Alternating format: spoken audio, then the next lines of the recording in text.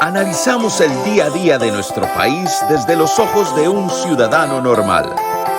Es hora de que las palabras no solo sean escritas, sino también dichas. Vamos a ponerle audio a los tweets en Un Traguito con Fede. Salud.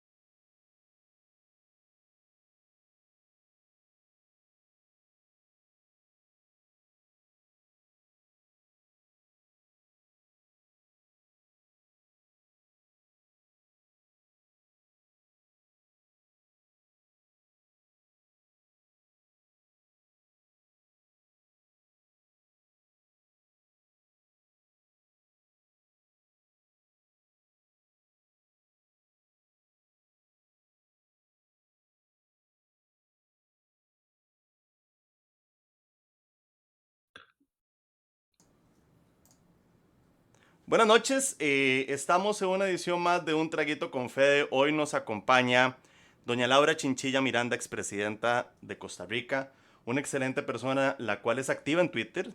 Cuentan por ahí que hasta fiestas tuiteras ha ido. Nos acompaña también Lía, que tiene una historia ahí por las Europas con doña Laura. Y como siempre, el monopolizador del micrófono, el ingeniero Mauricio Batalla, está con nosotros. Antes de iniciar con esto, yo quiero hacer un alto en el camino. Hoy es 1 de octubre del 2020. Hace 3 años fue el segundo tiroteo más grande de Estados Unidos, donde perdieron la vida 59 personas. Sucedió aquí en Las Vegas, donde yo vivo. Hoy el gobernador de Las Vegas decretó Vegas Strong Day. En aquel 2017, en aquel concierto de country cerrando, donde una persona de un 36º piso disparó contra 59 personas, le quitó la vida a 59 personas, más de 500 heridos en esa ocasión. Hoy, 1 de octubre, yo le rindo un homenaje especial, ya que yo vivo aquí. Dicho eso, empezamos. Doña Laura, bienvenida. Lía, no sé si te querés presentar vos, después Mau y después doña Laura, tal vez con la pregunta, usted los domingos, tal vez no está la persona que le ayuda, ¿qué se levanta? ¿Qué, se hace pintico con tocinetita o cómo hacemos? Lía, bienvenida. Hola, hola. Buenas noches. Una vez más, súper contenta, muy feliz y agradecida por la oportunidad de compartir con ustedes. Sobre todo, bueno, con doña Laura, que para nadie es un secreto que yo le guardo una gran admiración y un cariño enorme. Y pues, por supuesto, a Fede y a Mauricio, hola otra vez y que me hayan tomado en cuenta para esta súper ocasión, pues yo lo agradezco muchísimo. Twittera desde hace 12 años, ya mañana de hecho hace 12 años abrí mi cuenta de Twitter, entonces doble celebración, digamos, porque yo creo que aguantar tantos años en Twitter, yo les cuento, se las traen. Pero bueno, encantada, buenas noches y a lo que vinimos. Mau. Un placer, doña Laura Chinchilla, expresidenta de la República. Para mí es un placer compartir con usted este traguito y estar aquí. Muchas gracias por aceptar la invitación. Yo sé que fue difícil, ¿verdad? Porque estoy seguro, y por ahí lo leímos en Twitter, de que mucha gente le dijo que no, que gente que pensábamos muy radicalmente. No, no es cierto. Sencillamente tenemos una visión de mundo. Creo que usted igual tiene la suya y es siempre muy bonito poder conversar con aquellas personas que piensan o similar o inclusive diferente. Para mí es un placer tenerla, Lía, igual un placer siempre verte, estar aquí con vos, e igual Federico. Pura vida. Doña Laura. Bueno, pues muy buenas noches. De verdad que para mí es un gran gusto. Primero, encontrarme con Lía de nuevo, a quien conocí muy recientemente. Nos tomamos un café allá cuando todavía el mundo no había cerrado, en el mes de enero en Suiza, a raíz de la actividad en Davos. Así que un gusto volverte a ver, Lía, a Mauricio, conocerte por esta vía, porque te veo y lo que publicas, sos muy activo en Twitter y espero que tu negocio, Calaverita, vaya bien orientado. Algún día me iré por allá porque tiene muy buena publicidad. de quienes lo visitan. Y Federico, muchas gracias. Como anfitrión te agradezco la invitación. Hace más o menos un año me tocó presidir una comisión global sobre el tema de redes sociales y los procesos de desinformación y su impacto en la democracia. Y le dedicamos mucho rato a analizar el fenómeno de las echo chambers que llaman, esas burbujas en donde la gente se va encapsulando y al final nos hablamos nada más entre aquellos que piensan igual. De manera que, más allá de la controversia que se pudo haber generado en relación con mi participación, yo quiero decir que es un principio mío de vida y como demócrata que soy, no le gane la palabra ni el diálogo a nadie, independientemente de cómo piense, siempre y cuando las conversaciones se produzcan con respeto. Así que te agradezco mucho la invitación, aquí estamos. No, doña Laura, para mí es un placer, como lo comentamos fuera de línea, sí, una ola, una ola que nos revolcó. Sacaron noticias de todo lado. Pero no, doña Laura, muchísimas gracias por estar con nosotros. Yo abro con mi primera pregunta, doña Laura. Yo me imagino un domingo. Ojalá de esos domingos lluviositos de Costa Rica que tanto me hacen falta, porque aquí estamos a 36 grados, ¿verdad? De esos días claritos, lindos. Usted se levanta en la mañana, tal vez la persona que le colabora en la casa, pues está día libre, usted quiere cocinar. ¿Cuál es lo que usted dice? A mí me queda este desayuno, pero riquísimo. ¿Qué es lo que usted se hace, doña Laura? Estás removiendo recuerdos muy lindos, muy hermosos, muy personales, porque yo siempre amanecía con mi marido y los domingos eran muy especiales porque él tenía por costumbre irse a buscar unos croissants que los prepara como nadie el chef Christophe. Ah, Christophe. Son los mejores de Costa Rica. Y entonces él iba y me traía mi croissant, él se traía un pan con chocolate para él, y ese era nuestro desayuno. Bueno, desde que él nos dejó, pues por supuesto que se acabaron esos croissants frescos, pero mi desayuno es muy frugal, Federico, me lo preparo yo. Siempre desayunábamos nuestro jugo de naranjo, nuestras frutas, el cafecito y alguna bollería que haya ahí a la mano. Eso es todo. De manera que no me complico muchísimo. Buenísimo. Mau, vos que sos el monopolizador del micrófono de este traguito, te veo con ganas. Doña Laura, me dicen que por su hijo fue de las mejores notas o la mejor nota de la universidad donde se encontraba y ahora tiene un puesto súper importante en una empresa en Bloomers, creo, o qué sé yo, allá, no sé si es en Washington o en Nueva York. Cuéntenos un poquito cómo está él, cuál es su relación, se hablan todos los días, qué sé yo, cuéntenos un poquito sobre su hijo. Bueno, qué lindas preguntas. Estamos empezando porque han tenido que ver con quienes yo más quiero. Mi hijo, pues, como son los hijos para quienes hemos tenido la bendición de tenerlos, son nuestro mayor tesoro. Y a mi hijo, la verdad que yo le estoy muy agradecida porque fue un chico sumamente maduro que logró sobrevivir a una mamá presidenta. Imaginen ustedes lo que es un adolescente sobrevivir a una mamá presidenta. Y tuvo la gran sabiduría de que decidió renunciar unilateralmente a las redes sociales en un momento en que estaba el boom de las redes sociales, estamos hablando hace como 10 años.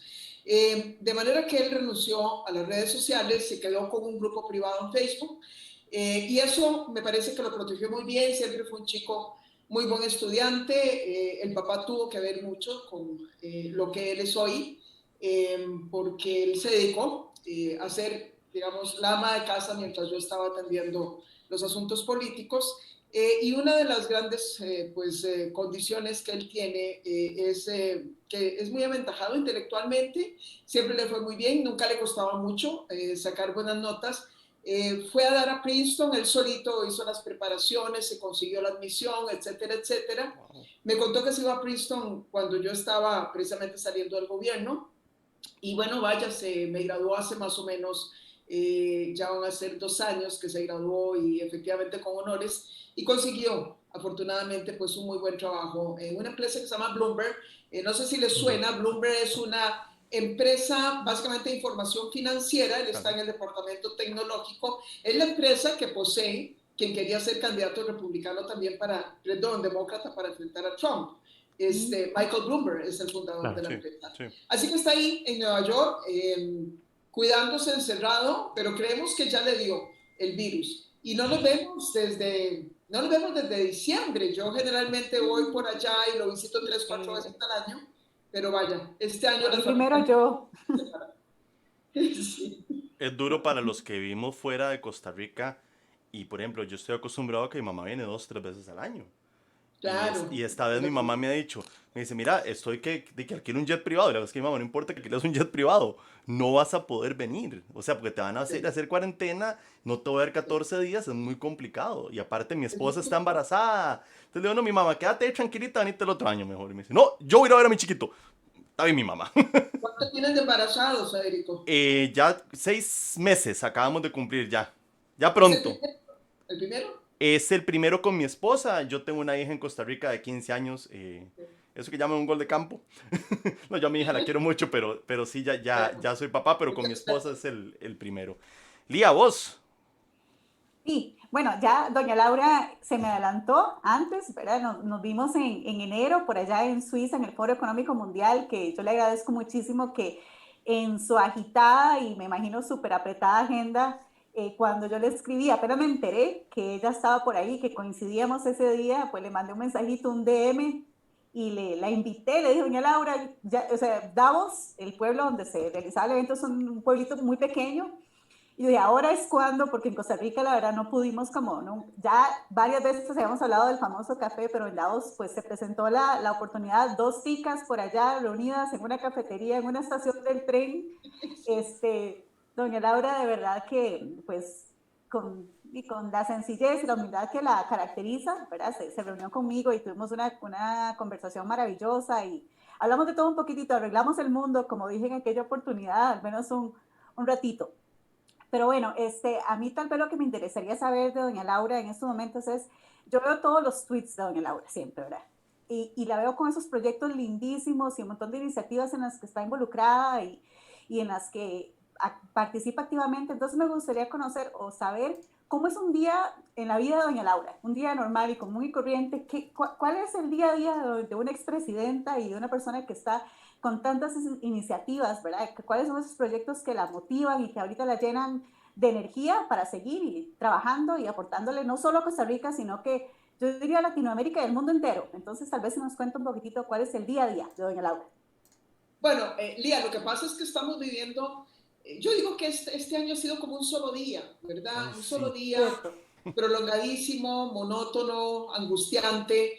Es una época que todos creo que vamos a querer dejar atrás, con algunas pocas excepciones. Quizás Federico va a tener un lindo recuerdo porque van a ser su hijo o su hija, pero en este año. Pero por lo demás ha sido una cosa muy, muy diferente a lo usual.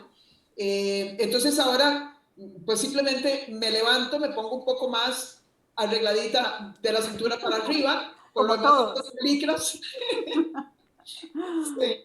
Y me conecto y así se me va el día, ¿no? Trabajando. Yo básicamente, Lía, desde que dejé la presidencia me he dedicado a muchos proyectos que tienen que ver con causas globales, ligadas a la democracia, a los derechos humanos, al desarrollo, de manera que casi todo es fuera de Costa Rica. Me llevaba entonces mucho la agenda a estar viajando, moviéndome de un lado para otro.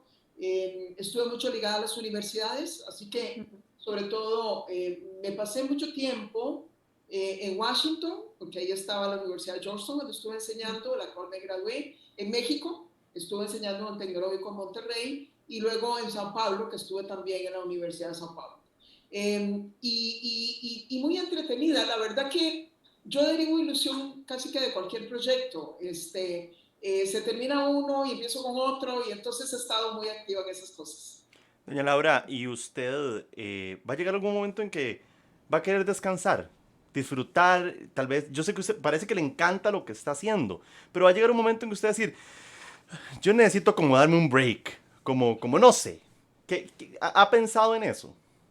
Federico, lo que pasa es que después de haber pasado por donde asustan y de estar, y de estar sentado en ese toro mecánico que es la silla presidencial, donde lo quieren sacar a uno en cada rato de ahí, después de eso cualquier cosa se vuelve muy sencilla, muy fácil, me explico. Es decir, es un entrenamiento de altísimo rendimiento.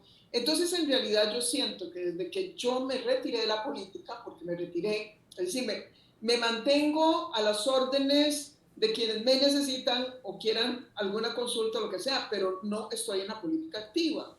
Entonces, de que salí, me he dedicado a cosas, efectivamente trabajo bastante, pero no se puede comparar con el estrés de lo que yo viví. Entonces, me siento como permanentemente en año sabático. Qué bonito. Siento que en algún momento estuve con muchas cosas al mismo tiempo. Hubo 2 o 3 años muy, muy pesados, pero ya me he ido logrando, digamos, organizar mejor y tener un ritmo menos, digamos, demandante que lo que en algún momento tuve. Buenísimo. Mau. Sí, doña Laura, usted habla con mucho cariño y uno siempre lo vio, inclusive en redes sociales. Yo me acuerdo una foto suya cuando José María se va, una foto suya y junto con la mano de él. Eso recuerdo. Me acuerdo también de José María, de don José María, el Polsepaz era, ¿verdad? Uno de los éxitos de su gobierno fue la parte de seguridad, y usted me corregirá. Se bajaron casi que todos los índices de criminalidad, de homicidios, de un montón de cuestiones. Y me parece que don José María entró mucho en toda esta parte de seguridad del gobierno. Tal vez nos cuenta usted un poco acerca de esta Polsepaz y esta, digamos, actividad de don José María en su gobierno. Él nunca quiso salir, resaltar, buscar likes. Fue un hombre más bien callado, pero sí le ayudó mucho a usted en esa parte. Tal vez usted nos cuenta un poco de eso. En realidad, y gracias por la pregunta, Mauricio, en realidad yo le debo, bueno, yo digo que prácticamente lo más importante que yo soy, bueno, papá y mamá, que todos les debemos mucho cuando hemos tenido la suerte de tener viejos de la calidad, digamos, de padres como los míos, que te siembran una serie de principios y valores, pero además yo le debo mucho lo que soy a mi esposo, porque él fue el que de alguna manera le dio un sentido a mis aspiraciones políticas o a mis intereses políticos, porque cuando yo me involucro en la política, había estado de chiquilla haciendo las cosas que siempre hacemos, ¿no? Censábamos, íbamos de guías a las escuelas, éramos miembros de mesa, ese tipo de cosas, sí. Y me encantaba, pero cuando ya yo decido, después de que regreso de estudiar afuera, involucrarme, ya yo he conocido a mi esposo y él básicamente lo que me dice, ¿y para qué te vas a meter en la política? Y la verdad que me enfrentó a una pregunta que nunca nos hacemos con los niveles de especificidad que a veces demanda esa respuesta. Uno dice por el bien común, porque quiero que Costa Rica sea mejor, pero él en el fondo me estaba diciendo, pero ¿qué es lo que vas a hacer concretamente? ¿O vas a ser un político más que brinca de puesto a puesto? ¿Verdad? Y entonces me encuentro con este hombre ahí que había tenido una gran participación en la transición hacia la democracia en España, a través de la democratización de los cuerpos de policía, trabajó con la creación de la Policía Nacional Española y demás, había escrito muchas cosas, en América Latina había trabajado, y que básicamente me dicen, le harías un gran aporte a tu país si le dejas alguna huella en los temas de seguridad, porque Costa Rica, dice, ustedes hacen mucho alarde, pero Costa Rica no tiene una policía profesional. O sea, ustedes se conformaron con desmovilizar el ejército y no hay quien los proteja en este país. Y este país se va a volver peligroso, porque eso es lo que está pasando por el tema de las drogas en esta región. Entonces, si querés hacer algo desde ya, que deje una huella, trabajar por una policía profesional. Y entonces, vean ustedes que ganamos esas elecciones, que fue la de José María Figueres. Él me ayuda hacer una primera propuesta en una campaña sobre qué hacer en materia de seguridad.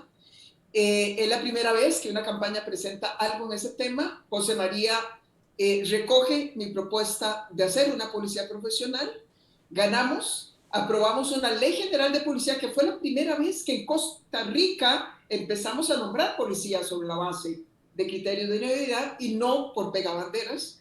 Y a partir de ahí inició no solamente la parte más hermosa de nuestra relación, sino que todo un proyecto de pareja y político por hacer de la policía costarricense una policía profesional, y que para terminar ya cerrando el ciclo, que logro cerrar cuando soy presidenta, y él básicamente me dice, vos podés comprometerte a mejorar los índices de seguridad de este país. La policía, en la que tanto hemos invertido, está preparada para darte buenos resultados. Y entonces me atreví a comprometerme a bajar la tasa de homicidio y lo conseguimos.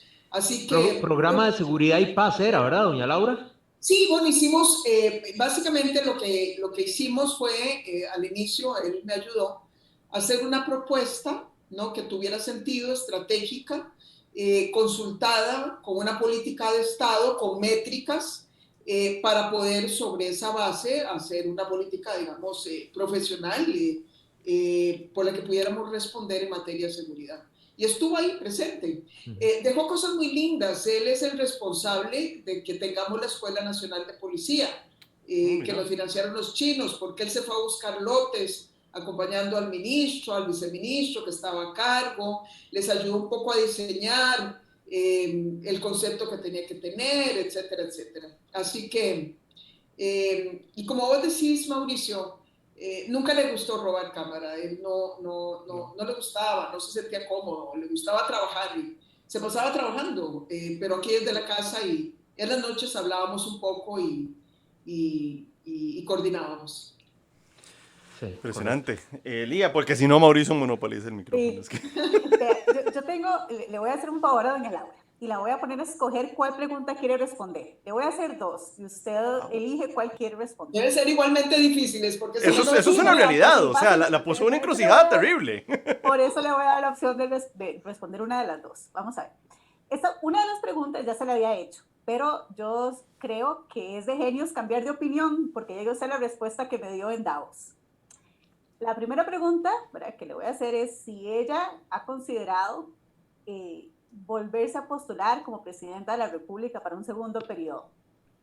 Ya yo sé lo que me respondió en Davos, pero quiero saber si en estos 8 meses se ha reconsiderado esa respuesta. Y la otra pregunta que puede escoger es, yo sé que ya tuvo un entrenamiento pues, muy fuerte cuando estuvo a cargo de la presidencia de Costa Rica. Sin embargo, yo creo que también hay que considerar que gobernar en tiempos de COVID es otro tema. Entonces, la otra pregunta es, ¿qué hubiera hecho doña Laura igual o qué hubiera hecho doña Laura diferente en el manejo de la pandemia hasta donde hemos visto, ¿verdad? O sea, ¿qué hubiera hecho igual o qué hubiera hecho diferente a cómo se ha manejado la pandemia hasta ahora? Entonces ahí se las dejo. Cualquiera de las dos son todas suyas, doña Laura. Yo creo que una es más fácil que la otra, pero bueno. Ahí está. Te puedo responder las dos porque la primera es nada más una palabra. N-O. Hay que mantener la esperanza. Y además, si algo tienen estos meses, es que yo creo que todos hemos tenido la posibilidad de encontrarnos aún más con nosotros mismos. Totalmente de acuerdo. Y ese es un ejercicio muy lindo. A mí me gusta mucho la soledad, entonces tampoco me es esto muy ajeno. Me gusta encerrarme para estar conmigo misma, pero estos meses me han obligado más y nos han obligado más. Entonces, si no he cambiado de opinión, Lía, es que no lo voy a hacer ya más. Deje pulsearla, Lía, deje pulsearla, no va a cambiar la opinión. No, yo no me voy a cansar de insistir. Así que ahí estaré apoyando en su momento aquí por conta. Vamos a ver, yo me habría salido un poco más de los manuales. ¿Qué quiero decir con esto? Yo no me he sentido muy cómoda con la forma en que la OMS y la OPS han manejado esta pandemia. He sido muy cuidadosa de no criticar porque no quiero sumarme a quienes han querido más bien golpearlas al punto de eliminarles recursos. Mi crítica básicamente es que esas burocracias, porque las conozco, muchas veces pierden la perspectiva de la especificidad de cada región o de cada país. Y muy desde el inicio era muy claro que nos estaban recetando las mismas medidas que estaban recetando a los europeos. Mientras ellos decían que había que usar o no máscaras y que nos dejaron sin máscaras por mucho tiempo, uno volvía a ver lo que estaban haciendo quienes sí saben de esto, que son los que viven a donde China respira, que son los taiwaneses o los singapurenses o los coreanos, y ellos estaban haciendo otras cosas. Entonces yo creo que por lo menos habría tratado simplemente de mirar los países que ya han vivido con pandemias y había tratado simplemente de salirme de ese manual. Y si la OMS me decía, miren, las máscaras no, posiblemente yo habría ido adelante con las máscaras. Ahora es muy claro que perdimos tiempo por muchas medidas que la OMS estandarizó sin que necesariamente fueran convenientes para circunstancias como las que vivíamos en nuestros países. Nos encerramos súper temprano. ¿Quién lo hubiera dicho? ¿Quién lo hubiera dicho mascarillas, doña Laura? Nadie lo hubiera dicho. Así es. El monopolizador del micrófono. Sí, sí. Wow.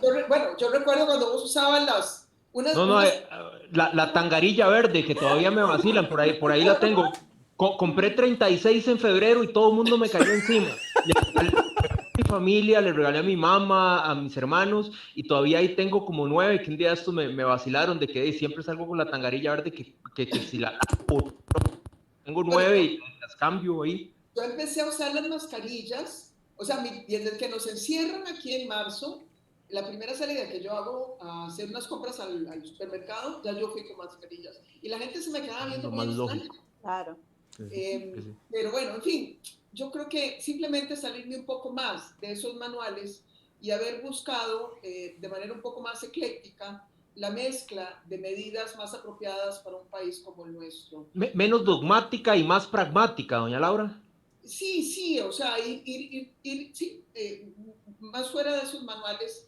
Sí, más analizando, al contexto, ¿no? Claro, al contexto más analizando lo que están haciendo los países, como dice doña Laura, Taiwán, Singapur, que saben lo que está pasando. Yo recuerdo que aquí en Las Vegas, no fue en marzo, me parece que tal vez fue en abril, que empezaron a decir, aunque sea póngase un trapo, pero póngase algo, porque las mascarillas escasearon terriblemente, y ahora, o sea, hasta Nike hace mascarillas.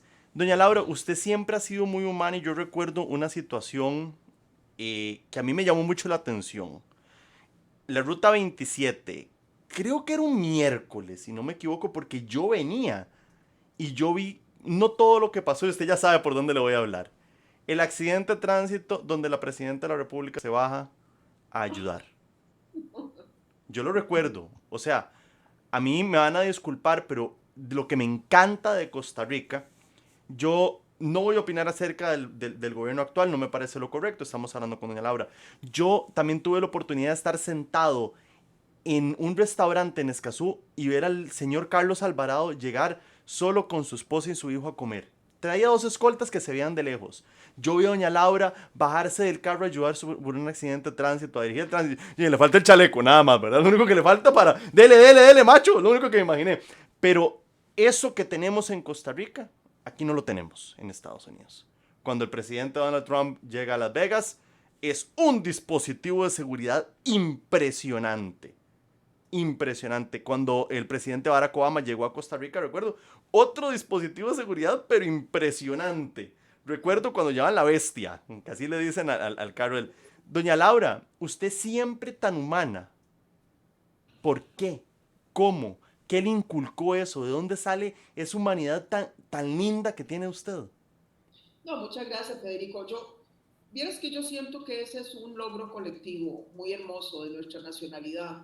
Y me parece que esa anécdota, que más que anécdota marcó toda nuestra historia, pero es anecdótico en el sentido de que cuando uno lo cuenta llama mucho la atención, porque muchas veces te preguntan por qué Costa Rica es tan diferente. Entre otras cosas, por ejemplo, en la forma en que ejercemos el poder. Aquí es mucho más plano, no es esa cosa piramidal. Es circular, diría Jiménez de Heredia, ¿verdad? Todos los ticos tenemos la misma distancia del centro, ¿verdad? Pero cuando vemos hacia atrás y vemos que el primer jefe de Estado que tuvo Costa Rica fue un maestro y no un general, libertador, a mí me parece que ya ahí nuestra nacionalidad se vio muy marcada por este estilo, mucho más cercano, mucho más horizontal, mucho menos, digamos, pretencioso en el ejercicio del poder. Y nos seguimos ejercitando en eso. A veces yo creo que se nos va un poquillo la mano. ¿Ah? O sea, me acuerdo una vez que estaba yo en una de estas, así, en una de estas huelgas como las que tenemos ahora feas, y entonces recibí a los sindicatos a una negociación grande, se llenó el Consejo de Gobierno de los representantes sindicales, y la idea era no salir de ahí hasta que se negociara la suspensión de la huelga. Entonces, en algún momento ya tuvimos que mandar a traer, no sé, papayons o qué cosas, no existía calaveritas, entonces era un papayón. Puña. Y entonces, mientras traían las pizzas, salí yo un momento, y cuando regreso, estaban los sindicalistas sentándose en la silla del presidente, tomándose fotos en la silla del presidente. Ni siquiera habían pedido permiso. O sea, eso es impensable, que alguien llegue y se siente en la silla del presidente de cualquier país. Bueno, a mí me parece que es una de las cosas lindas que tenemos, pero no es una cosa personal, me parece que tiene que ver con nuestro estilo. Gracias. Doña Laura, y le voy a dar la palabra a Mau para seguir haciendo esta ronda. Cuando usted asume la presidencia, ¿qué le dan de especial? ¿Un celular especial como el que tiene el presidente de Estados Unidos? Los códigos de las bombas nucleares que dicen que le dan a los presidentes. ¿Qué es lo que realmente usted dice? Bueno, esto no me imaginé o ya sabía que le entregan algo que solamente el presidente de la República de Costa Rica puede manejar o saber. Si nos puede decir, si no, no hay ningún problema. Aquí no hay nada de eso. Lo único que te pasan son todos los clavos que dejó el gobierno. Aquí no hay ni líneas especiales, aquí no hay ni cajas fuertes con recursos densos para el presupuesto, solo clavos. No hay pasillos secretos, no hay nada de eso, doña Laura. Mau. Túneles secretos que la llevan a otros edificios, nada de eso. Nada de eso. Doña Laura, usted entra al gobierno y una de sus primeras directrices es firmar un decreto donde los grandes evasores no pueden conciliar y van a ir a juicio. Y a partir de ese momento se le viene el mundo encima a Laura Chinchilla. Dos medios de comunicación de los más grandes del país empiezan a vapulearla y empiezan a tirarle de una manera impresionante. ¿Estoy yo en lo correcto? ¿Cómo se sintió? ¿Qué pensó? Porque posteriormente llega el gobierno de Luis Guillermo y lo primero que hace es eliminar ese decreto. Entrando un poquito ahí, como para salirnos de este relax y entrando un poquito, ese ataque tan grande de los medios de comunicación, usted dice que ya pasó por donde asustan. Cuéntenos, ¿qué tan asustada estaba usted con esos ataques? Bueno, hubo capítulos que me asustaron más que eso. Ahí me parece que hay que poner un poco las cosas en contexto. Nosotros estábamos en enero del 2011 presentándole al país la propuesta fiscal y teníamos que dar señales muy claras de ajuste en todo sentido. Ya habíamos metido la tijera reduciendo casi un 1% el presupuesto que me había encontrado. Habíamos acordado hacer, por ejemplo, incrementos salariales con tarifa plana, o sea, 5,000 pesos a todos los empleados públicos. Me acuerdo de esos 5,000 pesos, sí. Ya teníamos a la gente en las calles, las universidades también, etcétera. Y en algún momento,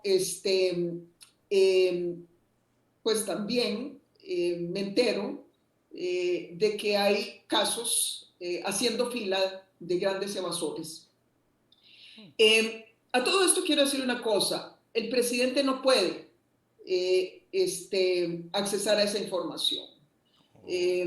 A la información de quienes están con casos abiertos no es una información que sea de acceso público, solamente las autoridades que lidian con los casos. Entonces yo sabía que había una lista importante porque el ministro me había dicho, habíamos hecho cálculos de qué pasaba si la gente pagaba los impuestos que debía, pero yo no sabía quiénes estaban ahí. Entonces, simplemente sugiero que tomemos una medida que en España sirvió muchísimo para hacer un cambio en la cultura tributaria, que fue que en España llegaron a meter hasta a la Lola Flores a la cárcel. Sí. Wow. Y al Paquirria, o los, qué sé yo, no sé, o bueno, o por lo menos le levantaron los chingos porque estaban debiendo impuestos. Entonces, yo básicamente lo que les digo, a mí me parece que deberíamos firmar un decreto para restringir la posibilidad de conciliar. Porque es muy, vaya, yo estafo, porque en el fondo es estafar, cuando no se quiere ya abiertamente pagar impuestos, yo estafo, y si me pillan, concilio. Sí. Pero a la larga no me pillan. Entonces dijimos, vamos a emitir un decreto para restringir los procesos de conciliación y que vayan directamente a sede judicial, a un juicio penal, a ver si ya sentados en el banquillo los acusados se atreven a volver a estafar al Estado. Y entonces firmamos el decreto. Posteriormente yo me enteré de algunos que estaban en esa lista por múltiples razones. Ustedes no se imaginan quiénes estaban ahí. Sí, nos imaginamos. No nos imaginamos, déjalo. Yo no tengo idea.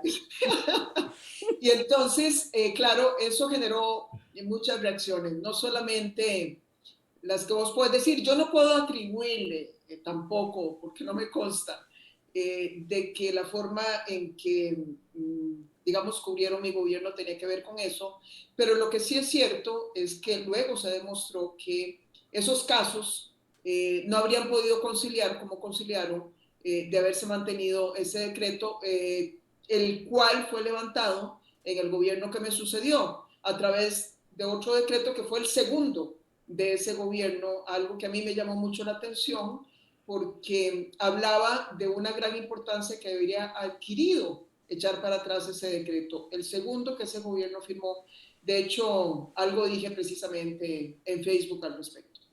Doña Laura, nada más, y ya le doy la palabra a Lía, de sus mayores éxitos en el gobierno fue haber ganado la confrontación de Isla Calero allá en la Corte Internacional de La Haya. Sí, en la Corte, en La Haya, correcto.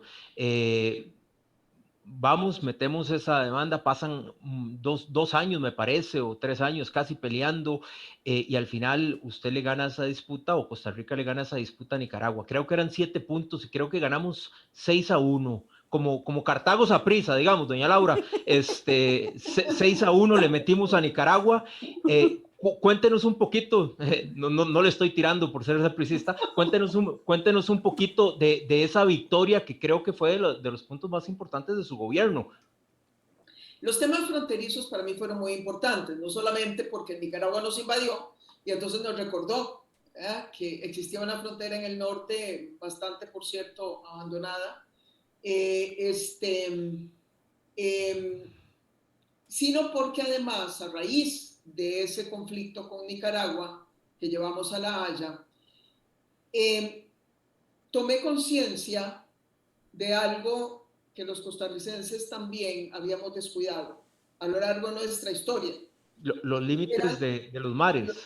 Los límites marítimos. Es decir, Costa Rica no tenía claramente definidos sus límites marítimos. Vean ustedes qué peligroso. Y ahí tomo conciencia de eso porque como se vuelve muy contenciosa la relación con Nicaragua, para provocar en algún momento, saca a concurso unos bloques para explotación petrolera. Y cuando nos damos cuenta, son bloques que pertenecen a nuestros mares. Ellos dicen que habían ido a Google y todas estas cosas, ¿no? Ay, no me va a decir que Ortega se puso a buscar en Google. Claro, pero dijo que era Google Maps y no sé qué. No creo que él, quién sabe quién más. Ah, sí. El asunto es que entonces decidimos no solamente meter, obviamente, la demanda que metimos por la invasión a Isla Calero para reafirmar nuestro régimen limítrofe en el norte, sino que dimos ese paso. A mí me dijeron, vea, presidenta, ningún presidente ha querido dar este paso porque les da mucho temor el resultado de que aquí pueda surgir. Y yo lo que les dije, miren, yo prefiero un fallo que no sea 100% favorable a nosotros, pero un fallo al fin. Algo que de una vez destierre este acoso en que los nicaragüenses nos han sometido por tantos años. Y bueno, mejor que el fallo de Isla Calero fue el fallo precisamente de los límites marítimos, porque ahí conseguimos todo lo que reclamábamos y Nicaragua se tuvo que echar para atrás. Así que ya ahora sí tenemos esos mares bien, por lo menos bien demarcados. No quiero decir que protegidos porque no tenemos patrulleras para patrullar, pero por lo menos fue una gran cosa. Pero están demarcados y eso se lo debemos, o sea, eso se lo debemos a doña Laura. Yo siempre he dicho que tenemos que reconocer todo lo bueno. No voy a hablar de otros gobiernos, lo dije en un principio. ¿Qué quiere decir que van a empezar a hablar de lo malo? No, viera que no, doña Laura, viera que hablamos antes y dijimos, mejor no. Ahorita se cae la señal aquí en mi casa. No. Yo sí. No, yo le puedo apagar el micrófono a Batalla se lo puedo apagar en 2 segundos. Lía, vos. Sí, ya Mauricio y Fede, bueno, creo que todos hemos hecho como un recorrido por el pasado y por las actividades y por los proyectos y los logros del gobierno de doña Laura Chinchilla. Yo quisiera, tal vez aprovechando los últimos minutos, tal vez pensar en el futuro y sobre todo que estamos a las puertas de un año electoral. No va a ser, no quiere ser candidata, ya le preguntaste. No, igual siempre le voy a insistir, pero quisiera que doña Laura nos contara y sobre todo para que nosotros como costarricenses también lo tomáramos en cuenta. ¿Qué características, qué habilidades blandas, duras debe tener el próximo líder o la próxima lideresa que tome las riendas de este país ante los retos enormes que tenemos, no solo en el ámbito social, sino también en el económico, en el ambiental? ¿Cuáles son esas características, doña Laura, que debe tener ese próximo presidente o presidenta de la República? Porque yo creo que no es jugando el reto. Usted tiene que tener mucho coraje. Mucho coraje y mucho sentido de responsabilidad, porque va a ser alguien a quien le va a corresponder gobernar a un país en muy malas condiciones. Dividido. Sí, absolutamente. Y a quien le va a corresponder darle seguimiento. Yo sigo teniendo alguna esperanza de que vamos a poder tener un acuerdo mínimo con el fondo, aunque no sea todo lo bueno, pero ese acuerdo con el fondo va a ser un primer paso. Entonces le va a tener que dar seguimiento no solamente a los compromisos, sino profundizar aún más algunas de las decisiones. Costa Rica no sale adelante ya más si no es con algunas decisiones muy de fondo. Y para eso no hay que tener miedo, hay que tener mucho coraje, mucha determinación y mucho sentido de responsabilidad. A mí me parece que eso es lo fundamental. No puede llegar alguien light a gobernar a Costa Rica. Sí. Doña Laura, usted dice que básicamente necesitamos una persona con carácter. Como usted. ¿Qué necia que sos? Es que como la perdón. pellejea.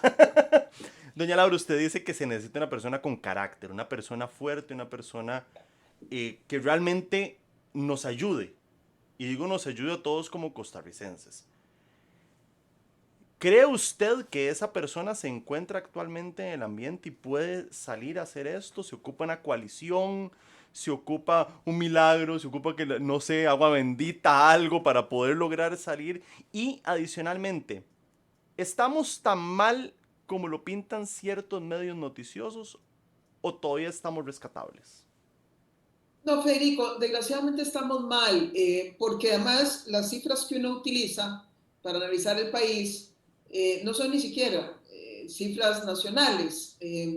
Como esta pandemia ha golpeado a todo el mundo, todos los organismos están permanentemente monitoreando la situación de los países, actualizando datos, y basta abrir cualquier website del Banco Mundial o del Fondo o el BID para poder saber en qué lugar estamos nosotros en muchos indicadores. Y en lo que respecta a la situación macroeconómica, nosotros estamos en el tercer lugar, de abajo hacia arriba, encabezado por Argentina, seguido por Ecuador, pero Ecuador ya por lo menos negoció su stand-by con el fondo y va organizándose, y luego estamos nosotros prácticamente. Entonces, la situación es mala, es desastrosa. Ahora, que la salida sea la que plantea el gobierno. Yo creo que hay que abrir esa negociación. Hay gente que ha dicho cosas muy importantes, hay que escucharlos, pero sí hay que hacer algo. Y creo que, el país tiene la gente, claro que la tiene. Pues, si en algo hemos sido campeones en Costa Rica es en la calidad de nuestro recurso humano. Yo recuerdo que cada vez que una empresa de esas grandes transnacionales competitivas escogía Costa Rica, que es un destino costoso, claro, siempre decía que la propuesta de valor fuerte que teníamos nosotros era la calidad del recurso humano. Y si lo tenemos en muchas áreas, lo vamos a tener en política. La gente hay, existe. Todo es que el costarricense haga, ojalá, una elección con la cabeza, no con el hígado, y que ojalá elijamos a alguien que tenga sentido de responsabilidad y mucho coraje para poder ser... Doña Laura, para darle la palabra a Mauricio, porque el monopolizador del micrófono. No, para nada. Doña Laura, el voto es emocional en Costa Rica. Eso nos quedó más que claro en las últimas elecciones con lo sucedido, que no vamos a entrar en ese detalle. El voto me parece que es muy emocional. Poca gente siento que se dedica a buscar el ADN de su candidato. ¿Cuál es su posición o su pensamiento respecto a lo que nos sucedió, esta división que tuvimos terrible para el país? Que se utilizó un grupo, a mí me parece que se utilizó, y esta es mi percepción personal, se utilizó un grupo para lograr una presidencia. A mí me parece eso, puedo estar equivocado. No sé, a mí me parece que estas elecciones estuvieron muy marcadas por un tema que salió justo en la coyuntura electoral, que si no hubiese salido ese tema, el fallo, nos referimos fundamentalmente al fallo de la comisión, o fallo no, la consulta de la Comisión Interamericana, posiblemente habría sido otro el resultado. Parte también de que la gente había sentido que dentro de las opciones que estaban al frente, desgraciadamente tampoco hubo, ¿verdad? Hubo una alternativa que les conquistara.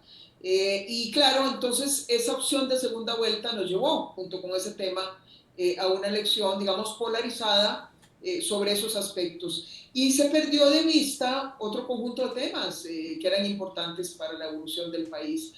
Aquí hay dos posibles escenarios para la próxima elección. O que ya por lo menos hayamos enrumbado el país hacia una ruta compleja, difícil, dolorosa, pero esté enrumbado, y entonces la gente más bien esté en un estado anímico mucho más racional desde el punto de vista de que hay que buscar la persona seria que venga a administrar la finca, como algunos le dicen al país, o podríamos estar en un estado tan desastroso y polarizado que la gente otra vez vote con el hígado o vote muy emotivamente y gane, digamos, el populismo que puede salir debajo de cualquier piedra, ¿no? Eso podría ser una alternativa. Correcto. Mau. Doña Laura, ahora offline, cuando nos presentábamos y conversábamos, usted decía que usted pensaba que yo era libertario, no, para nada. Y yo le comentaba que yo toda mi vida he sido liberacionista. Mi familia toda mi vida ha sido liberacionista, toda la vida ha sido liberacionista. Mi abuelo luchó con Pepe Figueres. Mi mamá se sabe el corrido a Pepe Figueres, me lo enseñó, no lo enseñó. Pepe@figueres.org, no. Pero viera que yo le quería comentar de que yo me siento muy decepcionado por Liberación Nacional, y es la primera vez en 47 años que pienso si yo realmente voy a votar por Liberación Nacional en las próximas elecciones. Y le expreso por qué, y después usted me dirá si tengo o no tengo razón. Yo siento que Liberación Nacional, y se lo he comentado a varias gentes amigas que sí están muy metidas en política, Liberación Nacional perdió el rumbo. Perdió aquella visión de Pepe de querer ayudar a las gentes, y ahora más bien se sirven ayudando al Estado únicamente. El Estado dejó de ser un facilitador de buena vida para las gentes y ahora es un fin por sí mismo. Y le doy ejemplos. Hoy Liberación Nacional vota la restricción vehicular para no bajar placas y no bajar puntos, pero sí dejar los 120 y pico mil de pesos perjudicando a la gente. Y aquí el doctor Marín, en un traguito con Fede, no lo dijo explícitamente, pero sí nos decía entre líneas de que, y se lo demostramos, de que la restricción vehicular sanitaria no tiene ningún aval científico, no tiene ningún aval técnico, ¿verdad?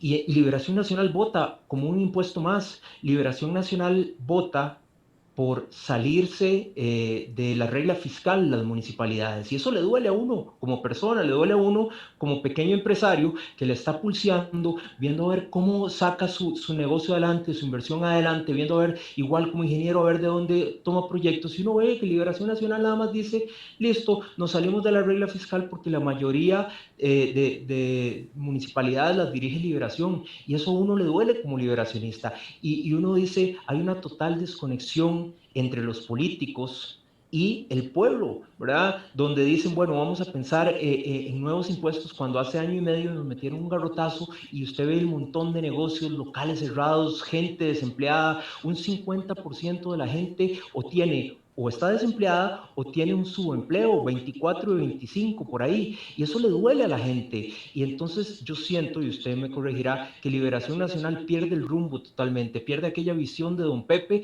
de ayudemos a la gente, y se sirven únicamente ellos como Estado, porque como usted también lo dijo, son políticos que pasan de puesto en puesto, y si hoy no soy diputado, hoy seré asesor, y si mañana me toca ser Liberación, partido de gobierno, seré ministro, y si no seré, me pasaré a la Cancillería, y si no seré. Y es un gran dolor que tenemos todas aquellas personas que alguna vez pensamos en que el Estado era para un medio para ser mejor y para ayudar a la gente, y hoy más bien el Estado es un fin por sí mismo. Y eso es mi pensamiento. No soy liberal, no soy libertario, soy liberal, soy empresario pequeñito, y le expongo este dolor que tenemos. Y ahora lo conversaba con Liana, que también ha sido liberacionista. Tenemos un chat inclusive, se llama PLN, Liana, la familia Liana, otras familias, mi familia, y créame que estamos pensando que no vamos a votar por Liberación Nacional porque sentimos que ya Liberación Nacional no ayuda a los que la pulseamos. Yo les advertí que él monopolizaba el micrófono, ¿verdad? Después no me digan que no lo dije. No, Federico, comprendo tu frustración, es la de mucha gente, de hecho se viene reflejando cada vez más en las encuestas, en el apoyo al partido. Sin embargo, quiero decirte, y con esto tampoco quiero excusar los errores que hayamos podido cometer desde hace mucho tiempo, en realidad muchos de los gobiernos, muchos de los dirigentes que hemos estado al frente del partido, al frente del gobierno, pero también es cierto que cada vez se hace más complejo y más difícil hacer partidos políticos, hacer una vida política y pública con total consecuencia y apego a ciertos principios y valores. Cada vez el mundo político se complica más, cada vez gobernar es más difícil. Aquí y en todos los países del mundo. Yo creo, sin embargo, que puesto en la balanza, Liberación sigue siendo un gran activo de la democracia costarricense. Es mucha la gente que hace el partido, son momentos de mucho cambio, no es fácil que todos compartamos esa visión que era tan lineal de la segunda posguerra. Todo era muy lineal, era mucho más fácil ser político, pretender ser estadista, sentar una línea clara y que la gente siguiera. En este momento, y más ahora, después del COVID, va a ser mucho más difícil responder con certeza muchas de las preguntas de cómo enrumbar los países, las naciones, el crecimiento económico, etc. Pero bueno, más allá de esa complejidad que cada vez tiene más la política y el mundo en general, yo también creo que he puesto en la balanza. Hay cosas que han sucedido en los últimos años a través de las cuales hemos querido un poco enmendar parte de ese Estado que se nos fue de las manos, porque estoy de acuerdo con vos. Quien hoy gobierna Costa Rica, más que los políticos, es la burocracia. Y te doy algunos ejemplos recientes. El pleito que nos echamos en nombre del TLC, que yo creo que sin Liberación estaríamos en este momento posiblemente peleando entrar al mercado de Estados Unidos con algunos productos de manera marginal.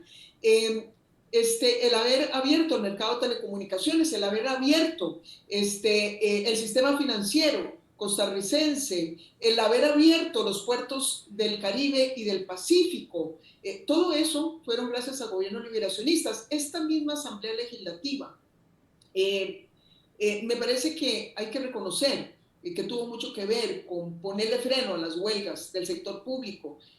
Hoy estaríamos con huelgas del sector público si no hubiese sido porque le metimos ya la corrección al Código Procesal Laboral, la reforma al reglamento legislativo. En fin, creo que también hay cosas que surgen desde Liberación que garantizan enmendar algunos de los problemas que tenemos.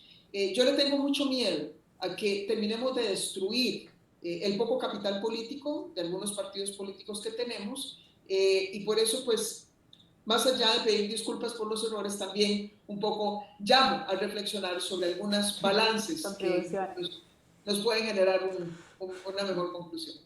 Siempre es un balance lo que se ocupa, como dijo doña Laura al principio, pues hay que escuchar a todas las partes, de eso se trata este podcast, este proyecto que de un momento a otro se me ocurrió. Escuchar a todas las partes, yo siempre he insistido en que definitivamente necesitamos escuchar a doña Laura. En el momento que el señor presidente de la República, en este momento, Carlos Alvarado, guste venir, nos encantaría también para poder conversar. Y en la misma línea respetuosa que hemos aprendido desde hace unos cuantos podcasts para acá, ¿verdad? Porque antes éramos un poquito menos polite. Me llamaron la atención por ahí, después le cuento, doña Laura. Pero sí, siempre en esta línea. Lía. Sí, quedan pocos minutos, pero me encantaría saber, y yo sé de las contribuciones que ha hecho doña Laura en la literatura, ¿verdad? Muchos libros, algún libro por ahí de seguridad ciudadana, pero me encantaría saber si hay en el tintero alguna sorpresa que nos tenga doña Laura de algún libro, alguna, ¿verdad?, literatura por ahí que nos vaya a sorprender próximamente, porque me encantaría leerla otra vez. Entonces, si nos puede contar si tendremos alguna sorpresa, si hay algo en el horno calentándose por ahí para nosotros. No, gracias. Sobre todo estoy con muchos artículos, acabamos de publicar, lo presentamos hace 2 días en el Atlantic Council, un estudio sobre la reactivación económica para Centroamérica, con las propuestas que creemos, un grupo de 4 personas de la región, y me han invitado a publicar unas historias que se van a publicar sobre la pandemia vista desde el espacio de la mujer. Entonces van a haber varios líderes globales escribiendo sobre el tema. Entonces estamos un poquito haciendo esto. Siempre he querido, y no sé si voy a finalmente poder hacerlo lo que resta del año y arrancar, escribir un libro de cuentos, también desde una visión con ojos como de una niña ya vieja, ¿no? Es decir, cómo uno puede conservar algunas visiones de su niñez siendo mujer y poder escribir algo que tenga que ver con cuentos. Así que no sé si voy a llegar a hacerlo, te aviso si lo hago. Doña Laura, nada más, y perdón, Federico, por meterte y atravesarme otra vez, pero ahora que comentaba sobre el artículo con algunas propuestas de cómo enfrentar, ¿verdad? Nos comentaba, si nos puede mencionar esas 4 propuestas que ustedes están proponiendo, tal vez para gente que no ha tenido acceso a ese artículo, muy rápido, tal vez resumido, ¿cuáles son las propuestas que se exponen en el artículo? Bueno, en realidad básicamente hablamos de 3 ejes sobre los cuales deben diseñarse las políticas para la reactivación de esta franja de la región, y ahí Costa Rica puede ir adelante. Nosotros tenemos un montón de ventajas competitivas, y este país, de verdad, para sacar una propuesta que nos saque de esta reactivación fortalecidos, sobran. Pero partimos de una, que es, digamos, la más evidente, y es que como efecto de la interrupción de las cadenas globales de suministro que ha generado el COVID y de las tensiones geopolíticas entre China y Estados Unidos, se va a dar mucha relocation, ¿cómo se llama? Transferencias de inversiones desde Asia hacia América. Y entonces creemos que Centroamérica tiene la posibilidad de competir por atraer esas inversiones, el nearshoring que llaman, o sea, para poder digamos, producir hacia su mercado destino mucho más cerca, ¿no? Y entonces ahí tenemos grandes ventajas competitivas.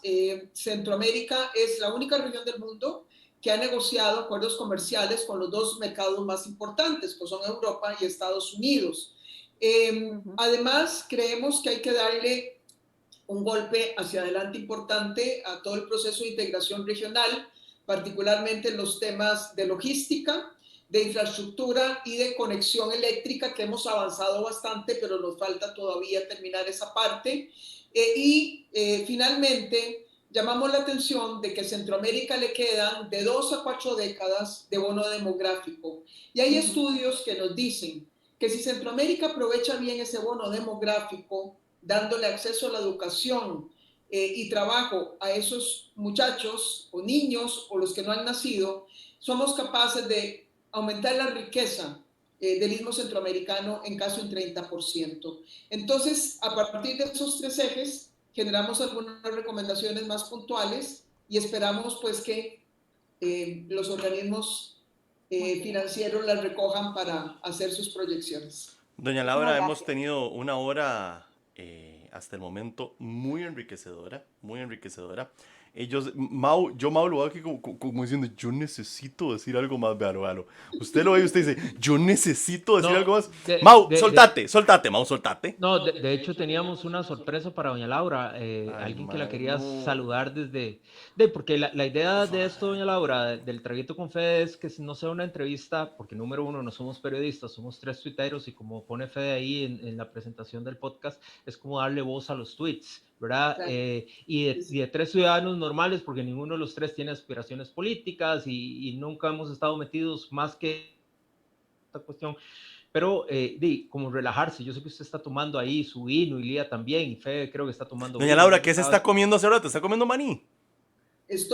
Aceitunas. Aceitunas con el vino blanco, dicen que es algo deliciosísimo el sabor.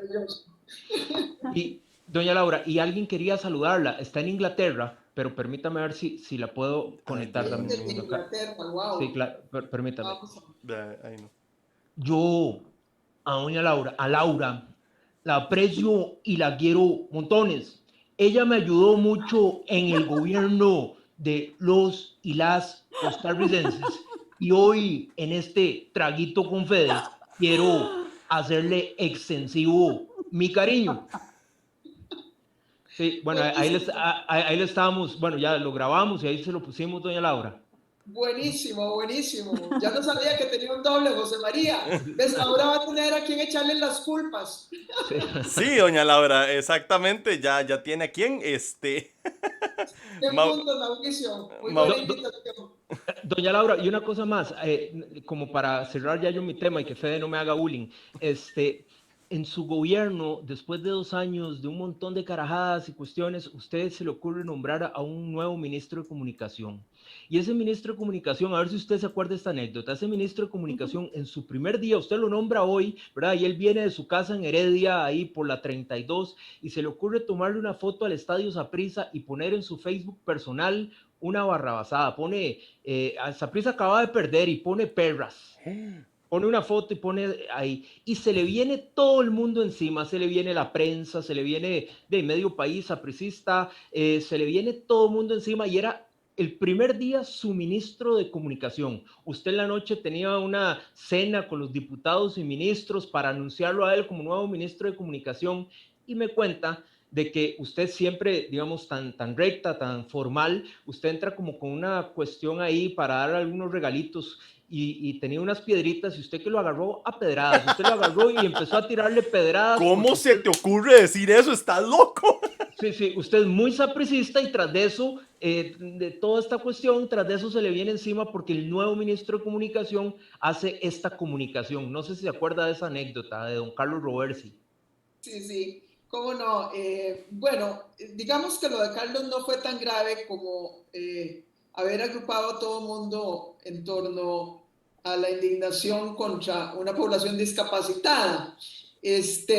Por lo menos Carlos se ganó el apoyo mucho más ferviente todavía de los liguistas y todos los demás, ¿no? O sea, fueron los sapricistas los que se echó encima. A todo esto yo quiero decir que Carlos fue muy importante para mí en el cierre de gobierno. Ha sido un hombre de una gran lealtad con los principios de liberación. Es un hombre que le pone el pecho a todo. Y en un momento en donde ya más bien todos se escondían porque eran muchas las pedradas que recibíamos ya en esa época de mucho desgaste, Carlos de verdad llegó a ponerle el pecho a las balas en el peor momento y eso yo siempre lo agradeceré eternamente. Y bueno, llegó hasta el final, me acompañó y logramos cerrar el gobierno pues con las conclusiones que cada quien sacó a su momento, pero Carlos siempre con una gran lealtad y un gran profesionalismo y por supuesto que a partir de ahí le tuvo que tener mucho más respeto a los sapricistas. Lía, vos con tu cierre para doña Laura. Sí, bueno, yo la verdad encantadísima de compartir una vez más con doña Laura.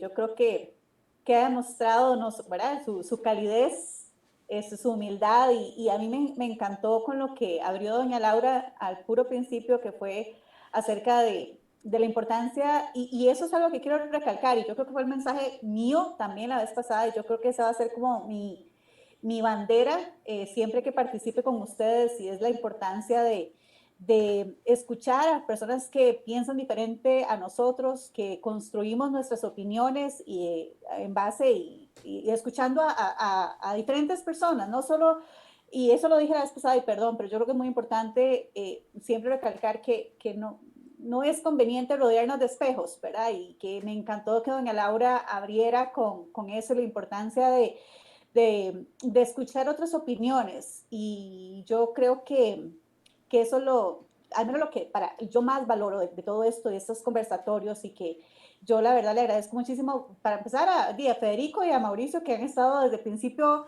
activando como estos mecanismos y esas oportunidades que tenemos los picos de a pie, dirían algunos, ¿verdad?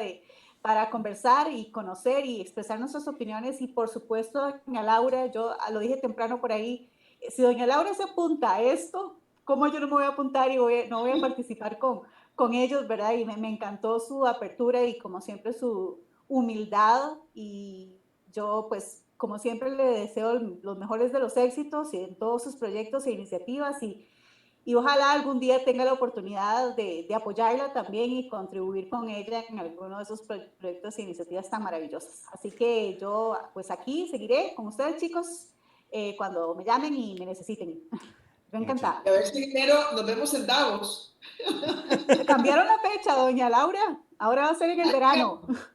Bueno, ¡Qué maravilla! un poquito más caliente, ¿verdad? En el verano de fijo. Un poquito más caliente. Doña Laura, yo quiero agradecerle personalmente.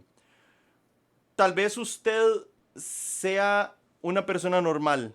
Para usted, para nosotros es la expresidenta de la República, la primera presidenta mujer en Costa Rica que haya dado la oportunidad de estar con nosotros aquí. Para mí es un orgullo, un proyecto personal. Esto sale de la nada. No queremos ganar nada, no estamos con aspiraciones políticas. Como decimos popularmente, es más que nada por el chingue.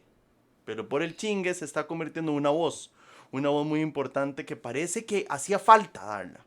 Doña Laura, dicen, y cuénteme, hay dos momentos muy importantes en la presidencia de la República. Cuando entra y cuando sale, como el que tiene un Fiat, ¿verdad? Cuando lo compra y cuando lo vende. Es cierto. Yo creo que uno agradece más cuando sale que cuando entra. Muchísimas gracias, doña Laura Chinchilla, expresidenta de la República, estuvo con nosotros en un traguito con Fede. Muchísimas gracias, doña Laura, Lía, Mauricio. Un placer verdaderamente haberlos tenido con nosotros. Gracias, hasta la próxima. Hasta luego.